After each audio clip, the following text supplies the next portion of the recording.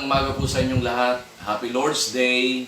Salamat sa Panginoon at muli ang salita ng Panginoon ay ating mapag-aaralan. So, kamusta kayong lahat? I hope na tayo pong lahat ay nasa maayos at mabuting kalagayan. So, are you ready to listen the Word of God? Pagpapatuloy natin yung ating pag-aaral sa aklat ng 2 Chronicles chapter 7 verse 14, kung bakit ito ang ating tinututukan sapagkat ito ay God's revelation ng Lord sa atin kung paano dapat natin itong gawin sapagkat ito yung ating magiging role natin, malaking part natin para magtagumpay tayo dito sa combating this crisis we have in our generation today. Alam natin mananalo tayo. Amen? Kaya hinihimay natin to at word by word ay inaalam natin kung ano yung bagay na dapat nating maunawaan sa mensaheng ito ng Panginoon. Gusto kong ipagpatuloy yung may konti akong gustong i-elaborate doon sa last week patungkol sa seek doon sa Amos chapter 5 verse 5. So, sinabi doon, "For thus says the Lord of the house of Israel, seek me and live, but do not seek Bethel, nor enter Gilgal, nor pass over the Beersheba. For Gilgal shall surely go into captivity, and Bethel shall come to nothing." So, ano yung mga places na ito na kung saan very significant sa pinapahayag ng Panginoon kay Amos? Yung Bethel ay southern boundary ng Israel. And this is the center of religious life ng lahat ng Israel. Yung Gilgal ay ancient shrine na kung saan ito yung east border of Jericho. While yung Beersheba, ito naman ay dito nagtipan si Abraham at si Abimelech. Nagkaroon sila ng covenant. At si Abimelech ay siya yung king of Gerar.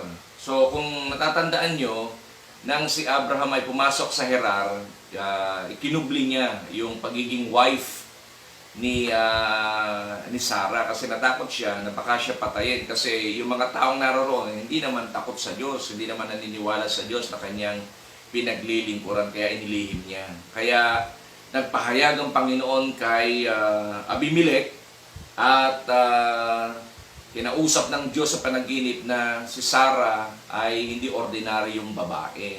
Kaya kung magkagayon, ibinalik niya yan kay Abraham. At doon sa Gerar ay nagtanim ng tamaris tree o tamaris tree si Abraham at tinawag niya yung lugar na yon na the everlasting covenant of God. Kaya very significant yan. Kaya kapag pinag-aralan natin, ang sinasabi dito, "For thus says the Lord, the house of Israel, seek me and live, but do not seek," yung center of religious life. Hindi nagpahalaga ng Israel doon sa kanilang pagiging covenanted people. Kaya tinatanong ng Lord ang Israel sa pamamagitan ni Amos, "Nor enter into," doon sa east border of Jericho. Kasi doon sila nagtagumpay, doon sa Jericho, di ba? Kaya nila napasok yung Canaan. And then, "For Gilgal shall nor pass over to Beersheba." O yun nga, yung doon nag-declare ng everlasting covenant of God si Abraham. So, hindi na raw sila doon dumadaan. "For Gilgal shall surely go into captivity, and Bethel shall come to nothing." Wala nang kabuluhan yung Bethel, na kung saan yon ay center of religious life, hindi na nila pinahalagahan. Kaya ito yung bagay na dapat nating maintindihan, mga kapatid, na sa ating panahon ngayon, maire-relay natin to sa ating sitwasyon at kalagayan. At naniniwala tayo na ang Diyos ay nagpapahayag sa ating panahon ngayon. Yung nagaganap sa ating bansa, sa buong mundo, mayroong malinaw na mensahe ang Diyos sa atin. Now, sa pagpapatuloy ng ating pag-aaral patungkol sa Breakthrough Part 5, Part 2 ito ng ating pong pagtalakay ng Part 5. So, the third condition, how to experience breakthrough, ay doon sa 14C. So, babasahin ko uli ang scripture, 2 Chronicles chapter 7 verse 14. If my people who are called by my name will humble themselves and pray and seek my face and turn from their wicked ways, then I will hear from heaven and will forgive their sin and heal their land. So the first fold condition ay if my people who are called by my name will humble themselves. Then the second fold condition ay pray and seek my face. At yung pangatlong conditions ng Panginoon kay King Solomon ay doon sa 14c, turn from their wicked ways. So sabi ni Webster, sa wicked, ang ibig sabihin nito ay morally very bad, unpleasant, causing or likely to cause harm, distress, or trouble. So, may mga sinulong kasi ang mga Israelita during the time before na itayo ang first temple at ayaw ng Lord na iyon ay maulit. Ayaw ng Lord na ito ay isulong pa nilang muli. Dahil ang gusto ng Panginoon, kung magpapatayo kayo ng temple at the presence of Him ay magdudwell doon, ang pangatlong condition niya ay turn from their wicked ways. Huwag na nilang isusulong yung bagay na hindi ikinalugod ng Diyos sa kanyang mga ninuno. Kaya yun yung bagay na nais ng Panginoon sa bansang Israel na sinasabi kay King Solomon during the dedication of First Temple. So, pag-aralan natin yung wicked ways na yon. May kinalaman yung wicked ways na yun sa dalawa. Ano yun? The first one is idolatry and the second one is disobedience to God. Now, ano yung idolatry? Pag tinignan natin sa ating panahon ngayon, pwede nating i-relay natin sa ating panahon. These are the gods of this society. Halimbawa, masyado tayong nagbibigay na importansya sa mga famous people, famous group ng mga tao, mga example, K-pop, hindi ba sa mga humanga dyan? Pero pag labis na yung iyong attachment dyan, nagiging idolatry na. Labis na yung pagpapahalaga mo sa kanya, hindi ka na napapakali kapag hindi mo siya nakikita, napapanood. So, ibig sabihin, may attachment ka na doon. So, yung interest mo, hindi na nakapokus sa Diyos, kundi doon sa mga bagay na pinapahalagahan mo. Dahil labis na yung paghanga sa Kanya. Diba, let's say, mga artista, o kung sino man sikat na mga tao, o doon sa mga grupong kinahuhumalingan ng mga maraming tao sa ating panahon ngayon. Ano pa? Fame. Di ba? Maraming tao na kung saan ay masyadong magpahalaga doon sa karangalan. Gusto nila na maging mataas yung maging kalagayan nila sa kanilang buhay. Ayaw nila ang kanilang pangalan ay nababahiran na kung anumang makabagay at nais nila na sila'y makilala. Ipinapakilala talaga nila ang kanilang mga sarili. Kaya yung bagay na yan, kasi kinukonsider yan na idolatry yan, gods of this society. Ano pa? Wealth, pera. Kaya nga mga tao, di ba, nawawala na ng panahon sa Panginoon at ang kanilang nasa isip na lamang ay mga bagay na may kinalaman sa pagkakakitaan. Kaya nawawalaan ng panahon para sa Diyos. Naglagak ang Lord ng rest day. Ang mga tao ay saan pupunta? Doon sa pagsusulong ng pagkuha ng kanilang pangangailangan, basic need, shelter, clothing, kung ano mga bagay na kung saan ay kailangan nila sa buhay. So, tandaan natin, may binabanggit ang Biblia, for the love of money is the root of all evil. Ang pera o kayamanan ay mahalaga, di ba? Siyempre, kailangan nating mag-gain yan habang tayo ay nandito sa buhay natin dito sa lupa. Subalit, pag labis ang ating interest sa kanila, mapapahamak tayo.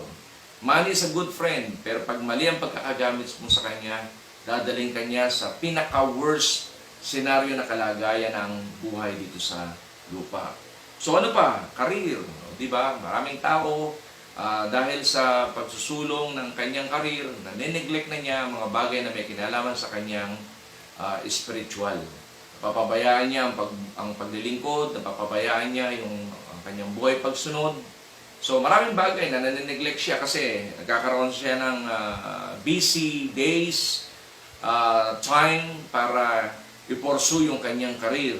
Ano pa? Kapangyarihan. Kaya mga tao ngayon naglalaban-laban, nag-away-away, hindi nagkakasundo-sundo, di ba? Kasi doon sa kapangyarihan ang atensyon ng kanilang pinaglalagakan ng kanilang buhay. So, tingnan natin yung mga bagay na yan kasi yan yung sinasabi na mga gods of this society.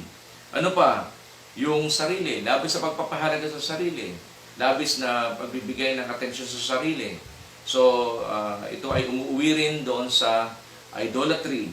Yung comfort seeker, ang gusto mo panay comfort, yung wala nang sacrifice. Kaya nga ang tao ngayon, wala nang sakripisyo sa oras, wala nang sakripisyo sa mga bagay na may kinalaman sa Diyos dahil ayaw na niya ng sacrifice. Ayaw niya maglingkod sa Panginoon kasi ayaw niya ng obligasyon.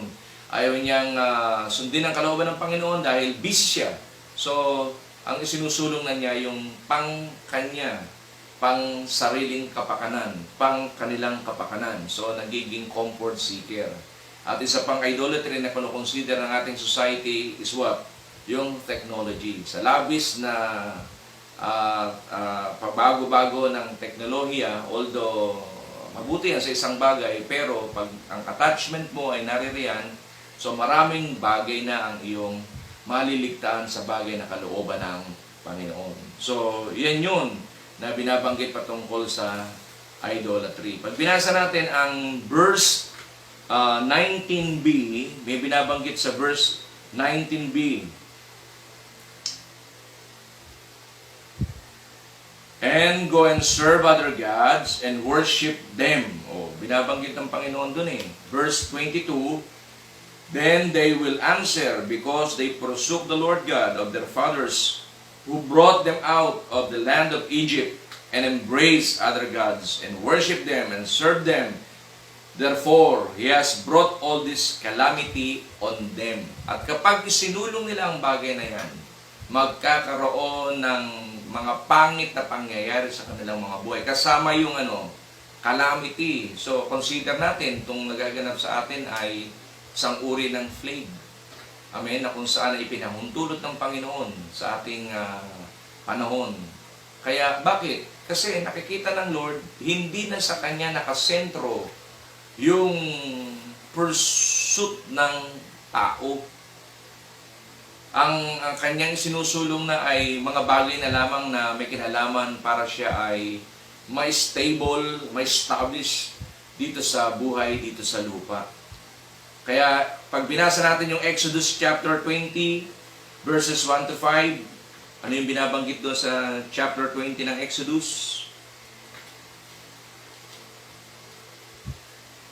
I am the Lord your God, who brought you out of the land of Egypt, out of the house of the bondage. You shall have no other gods before me. You shall not have for yourself a carved image, any likeness of anything that is in heaven above, or that in the earth beneath, or that in the water under the earth. You shall not bow down to them, nor serve them. For I, the Lord your God, am a jealous God, visiting the iniquity of the fathers upon the children, to the third and fourth generations of those who hate me. So, ibig sabihin, talagang ayaw ng Lord yung ang tao na kanyang tinawag, yung taong kanyang covenanted ay mag-engage doon sa idolatry. Ayaw ng Lord yan, abomination yan sa kanyang harapan. Kaya ito yung ipinagkamali at ipinagkasala ng mga ninuno ni Solomon, na kung saan ay isinulong nila noon. Kasi doon sa Egypt, maraming Diyos na kung saan sila ay natutunang sambahin. And even, nung paglabas sila ng Egypt, nung sila nasa ilang, isinulong pa rin nila yung idolatry.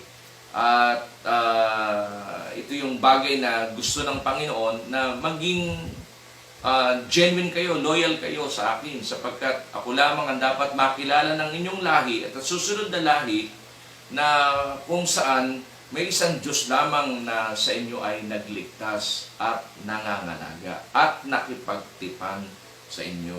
So, yung idolatry, ayaw ng Lord. Isa sa wicked ways na isinulong ng bansang Israel. Sa 1 Corinthians chapter 10 verse 14, binabanggit patungkol doon sa idolatry. 1 Corinthians chapter 10 verse 14. Therefore, my beloved, flee from idolatry. So, makikita natin na ang Panginoon ay nagsasabi na yung idolatry ay hindi dapat natin isulong sa ating pong buhay. Kung meron tayong labis na pahalagan sa buhay natin dito sa lupa, walang iba kundi siya. Sapagkat siya ay nagbigay ng ordinance. Kaya nga sinasabi niya dito sa verse 17, ng 2 Chronicles chapter 7, As for you, if you walk before me, as your father David walked, and do according to all that I have commanded you, and if you keep my statutes and my judgments. So, ibig sabihin, kung paalagaan nyo ang aking ordinance, aking statutes, papalain ko kayo. Sapagkat nais ng Panginoon na sila ay pagpalain. Kaya yun yung mga bagay. Kaya mahalaga sa Panginoon yung word, tandaan natin, you shall not have no other gods. You shall not have other gods. Flee from idolatry. Kaya i-detach natin ang sarili natin sa idolatry, mga kapatid. Hallelujah. Pangalawa, doon sa third fold conditions how to experience breakthrough ay yung disobedience to God. Ano po yung disobedience to God? May kinalaman po dito sa complacency, reluctant or hesitance, and disunity. So, ano po yung bagay na binabanggit po ng Panginoon naman dito sa verse 19a? Sabi po dito, But if you turn away and forsake my statutes and my commandments which I have set before you. Sabi dito, ulitin ko, But if you turn away and forsake my statutes and my commandments which I have set before you. So ano yun? May kinalaman saan? Yung pagiging masunuri ng bansang Israel sa kanyang statutes at sa kanyang mga utos na kung saan ay ipinag-uutos sa kanila. So, yung isang wicked ways na ginawa ng bansang Israel ay may kinalaman saan? Disobedience to God. So, yung una na pwede natin consider na disobedience to God ay yung complacency. Ano po yung complacency? A feeling of being satisfied with how things are and not wanting to try to make them better. So tayo bilang mga mananampalataya, kagaya ng bansang Israel, chosen people of God, covenanted people of God, na nasisiyahan na lang tayo na tayo ay naligtas, nasisiyahan na lang tayo na tayo ay kumilala sa Panginoon, at ganoon na lang, na wala na tayong nasa na ang buhay natin ay magamit pa sa mas mataas na pagkakagamit ng Panginoon, na yung buhay natin hindi natin ini-engage sa ministry, yung buhay natin hindi natin ini-engage sa mga bagay na kapagbibigay ng kaluguran sa Panginoon. Complacent na tayo, ayaw nating gawin yung nais ng Lord, ayaw na nating tayo ay napapagal, ayaw natin na tayo ay nagtatrabaho, at the same time, meron tayong ginagampanan sa ministeryo ng Panginoon, nag-aaral, ayaw natin meron tayong ginagampanan. Kumbaga, yung responsibilidad ay iniiwasan na natin. Tama na sa atin na tayo ay basta tayo ay mga anak ng Diyos, basta tayo, ako, naniniwala akong ako ay kumikilala sa Panginoon, ako naman ay hindi gumagawa ng mabuti, hindi naman ako gumagawa ng masama. So, complacent, na kung saan walang zealousness, walang desire na siya ay magamit pa ng Panginoon sa kanyang buhay dito sa lupa. So, isang bagay yun na dapat nating i-repent. dapat natin pong hingin ng tawad sa Panginoon na kung saan ay ayaw na nating may improvement, may enhancement. Kaya maraming Kristiyano ngayon ayaw na ng training, ayaw na ng Bible study, ayaw na ng prayer, o ayaw na ng mag-attend sa mga churches kasi basta sa kanya, ako naman ay kumilala na sa Panginoon, ako naman ay ligtas na. So, ganoon ang kanyang understanding. So, ang tawag dyan ay reluctancy. So, yan yung bagay na nais ng, o complacency, yan yung bagay na nais ng Diyos na mawala at maisuko ng mga tao sa ating panahon ngayon. Kaya tingnan nyo, yung kinahuhumalingan ng mga tao, trabaho, o pansamantala, walang trabaho, o pag-aaral, o shutdown din ang school, o anumang mga bagay meron, lahat shutdown, o lahat anong ginawa ng Panginoon, nireset tayong lahat, inilagay lahat tayo saan, o di ba? Naka-quarantine tayo. Para ano? Mag-isip-isip. Ano ba talaga ang mahalaga sa buhay na ito? O even the government, even the medical professionals, hindi nila alam kung ano lunas dito sa crisis na ito na ating kinakaharap. So tayo nandito sa mga houses natin ngayon. So ano dapat natin gawin? Mababatbat na lang tayo ng pangamba, mababatbat na lang tayo ng takot. Alam natin kung paano natin lalabanan ng crisis na ito. At alam natin na tayo ang mananalo sapagkat may sinasabi ang Panginoon. Mayroong pangako ang Diyos. So ibig sabihin, mga kapatid, yung mga bagay na kung saan complacent natin before, amen, ay alisin natin sa ating buhay. Hihingi natin ng tawad sa Panginoon at bigyan pa natin ng laya yung ating buhay na tayo ay magamit pa ng Diyos sa mas malakasang pagkakagamit niya. Pangalawa, yung disobedience to God ay yung patungkol sa reluctant and hesitant. Ano naman po yun? Sabi ni Webster, ito raw ay feeling or showing doubt about doing something, not willing to eager to do something. Yung bang atubili siya, ako ay susunod, ako ay hindi susunod. Ako ay gagawa nito, hindi gagawa. Ako ay magsusulong ng isang gawain, pag na-pressure, titigil. O, yun yung reluctant. Ako ay tutugon, ako ay magre-recommit, ako ay maglilingkod sa Panginoon, pag na-pressure, magre-resign, aalis sa ministry, maglalaylo, o yun, reluctant ang tawag doon. So, ibig sabihin, ayaw din ng Panginoon na may ganoong attitude ang kanyang mga anak na kung saan ay kung nakaranas na ng pag-alwa ng buhay, yung comfort ng buhay ay naranasan nila during the time nung sila nandun sa Goshen at pinagpala sa panahon ni Haring David, ayaw ng Lord na sila ay maging complacent at maging reluctant. Ano yung pangatlong uri ng disobedience to God? Yung disunity. Yung disunity ay may kinalaman naman saan? The state of not being to agree about important thing, lack of unity. So, yun din. Ayaw din ng Lord na hindi tayo nagkakaisa. Ayaw ng Panginoon na yung kanyang bayan ay hindi nagkakasundo. Diba? Kaya nga, yung rebuilding of Second Temple during the time of Ezra, restoration na yun diba?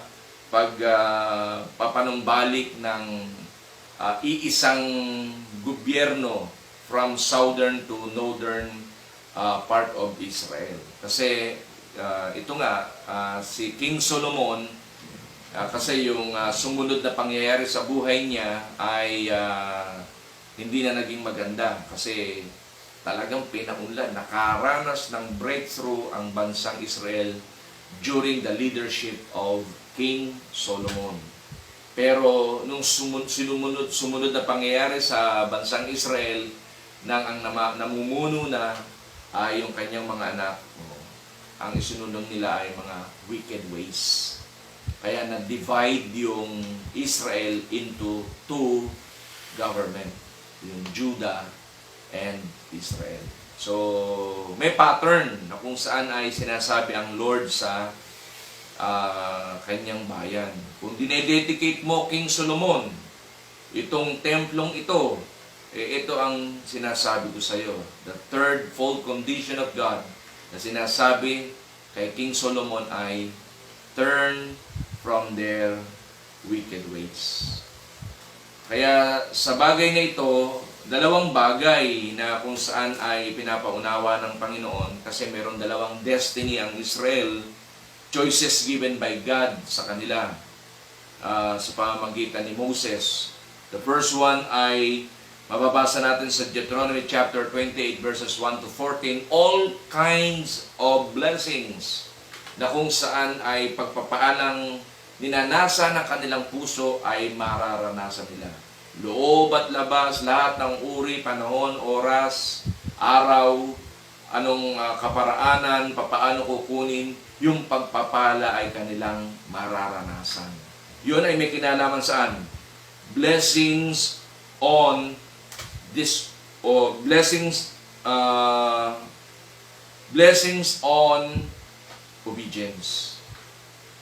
Yun ang first destiny nila. Kapag sumunod sila sa Diyos, talagang lubos na pagpapala sa kanilang lupain, livestock, lahat ng uri ng aspeto ng buhay sila ay pagpapalain. Pero yung second destiny, na kung saan ay sinabi ng Panginoon kay Moses, ano po yun? Yung cursing on disobedience, saan? Sa Deuteronomy chapter 28, 15 hanggang 68.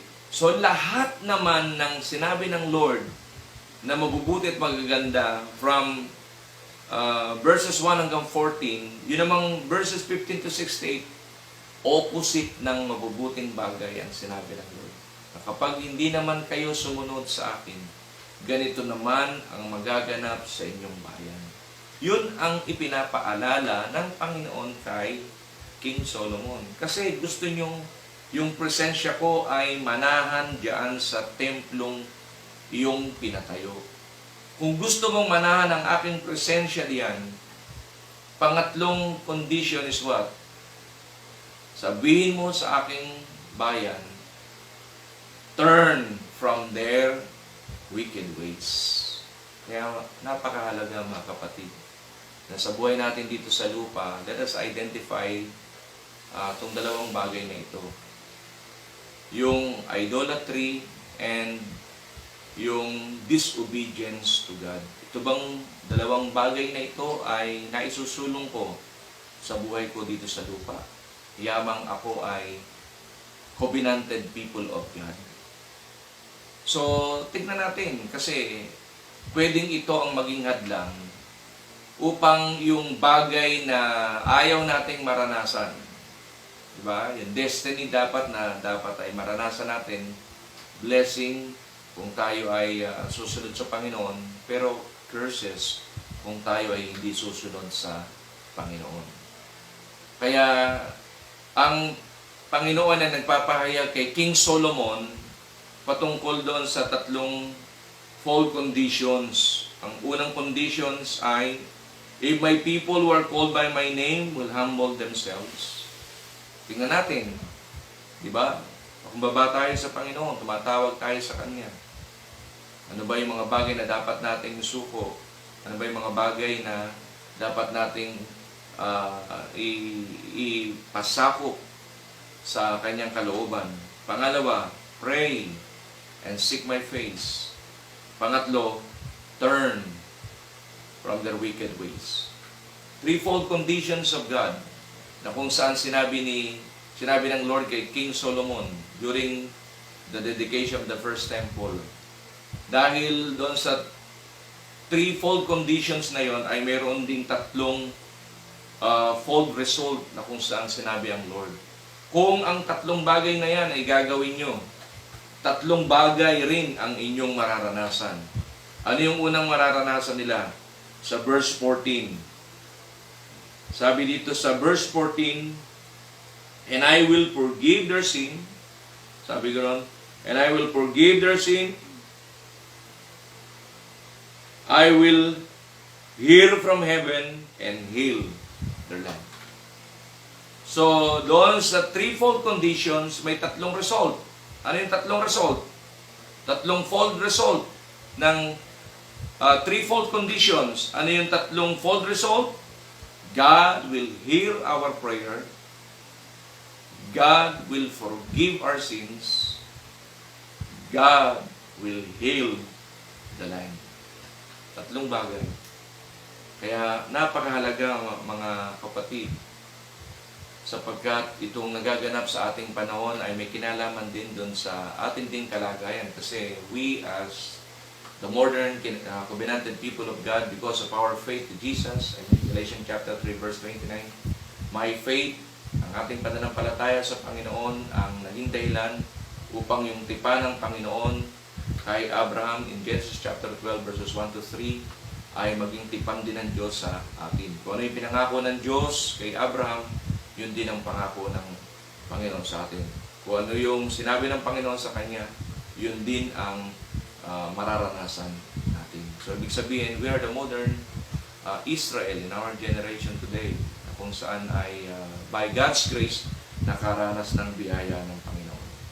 Hallelujah. Kaya in conclusion, mga kapatid, the wonderful blessings of God will be established in our life because we are His covenanted people, like Israel in our generation today. Give glory on His temple. Mga kapatid, di ba, kung meron man tayong mga katedral, meron tayong mga building na kung saan ay ginagamit, nasain natin na yung lugar na yan ay maging dwelling place of God's presence. Give glory on His temple. It was dedicated. Tandaan natin, it was already dedicated on God. Hindi kung saan-saan. Huwag yung mga ways ng world makapasok sa church. Huwag yung mga culture ng world makapasok sa church. May sariling kultura ang iglesia. May sariling norms ang iglesia. At maging standard natin yung kanyang statutes, maging standard natin yung kanyang ordinance. So, ibig sabihin, kung bibigyan pa natin ng pagpapaliwanag yung temple, di ba? Tayo ang templo ng Panginoon. Amen. It was already dedicated to God, na yung buhay natin ay already dedicated to God. Tayo ay ang original na paggamit ng buhay natin ay nakalagat talaga sa Diyos. Kasi siya yung ating creator. Amen? Siya yung ating creator. Siya yung nagbigay sa atin ng buhay. Jesus is the way, the truth, and the life. No man comes to the Father except by Jesus. So, ibig sabihin, si Jesus ang nagbigay ng buhay sa atin. At ang kanyang buhay ay kanyang, di ba, ibinigay. Ibinuwis niya ang kanyang buhay para sa buhay ng bawat isa sa atin. Kaya dapat ay tayo yung mapapahamak, pero ang Diyos ang siyang tumubos. Siya yung gumawa ng mga bagay na dapat tayo yung nakaranas. Kaya napakahalaga mga kapatid, ito ay makapagbalik ng lugod sa Panginoon.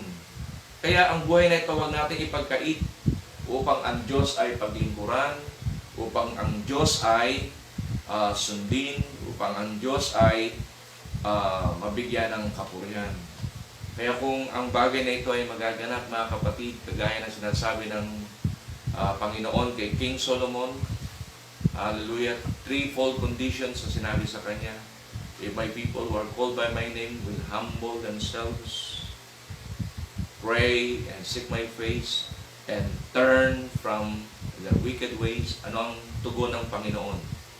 Ina-assure ng Lord, kapag yung bagay na yan ay ginawa nyo, ano ang assurance na binigay kay King Solomon? Sabi niya, una, sabi niya, I will hear from heaven. Sabi niya gano'n, I will hear your prayers in heaven. Pangalawa, I will forgive their sins, and I will heal their land. The question is, yung bang bagay na yon ay hindi naganap during the reigning of Solomon in Israel? Nagkaroon ng kaganapan, nagkaroon talaga ng breakthrough, sapagkat sinikap ni King Solomon na yung sinabi ng Diyos sa kanya ay gawin niya sa pamamahala niya sa bansang Israel. At ganoon din sa ating panahon ngayon. Yung panahon natin ngayon, ang lunas ay nahihirapan ang mga siyentipiko, ang mga matatalino sa siyensya, nahihirapan silang matuklasan kung anong lunas ng virus, ang government. Although marami silang mga bagay na ginagawa, pero kapos, hirap pa rin sila upang lutasin ang krisis na ito. Hallelujah. Pero alam nating lahat, merong isang nakakaalam kung paano ang solusyon ng krisis na ito ay malulunasan at matatapos.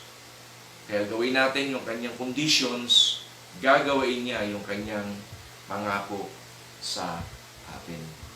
Kaya bilang tayo na kanyang mga anak, magpakumbaba tayo sa kanya. Tawagan natin ang kanyang pangalan. Manalangin tayo lagi